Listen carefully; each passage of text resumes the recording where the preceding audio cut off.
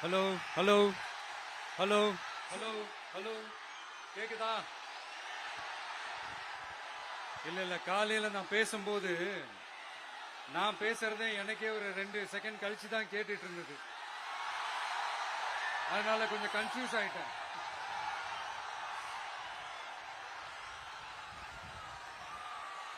Okay, முதல்ல police டிபார்ட்மெண்ட்டுக்கு என்னுடைய மனமார்ந்த நன்றிகள். அவங்க இல்லனா அந்த பைபாஸ்ல இருந்து இந்த ஸ்பாட்டுக்கு என்னால வந்திருக்க முடியுமான்னு எனக்கே தெரியல. So once again, thank you so much.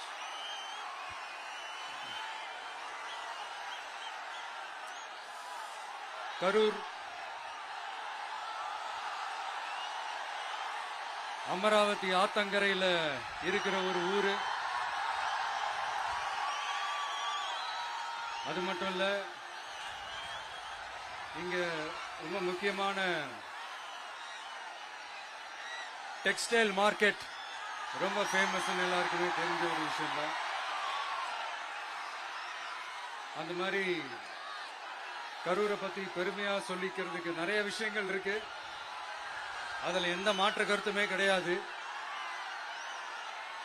ஆனா இப்ப ரீசன்ட் டைம்ல பாத்தீங்கன்னா இந்தியாவிலேயே கரூர் அப்படின்னு சொன்னாலே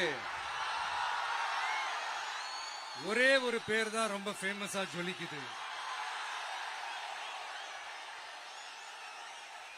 அதுக்கு யார் காரணம்?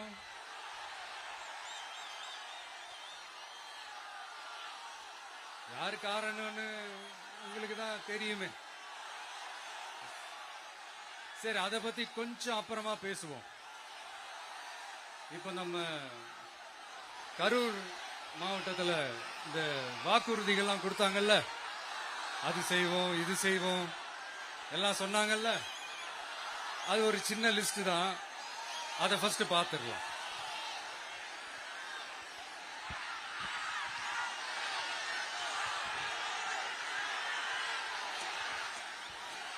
இந்த கரூர் மாவட்டத்தில்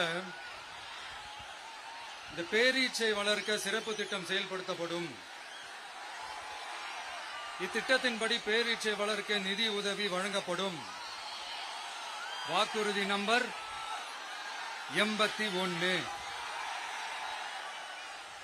பேரீச்சை மரத்தை விடுங்க,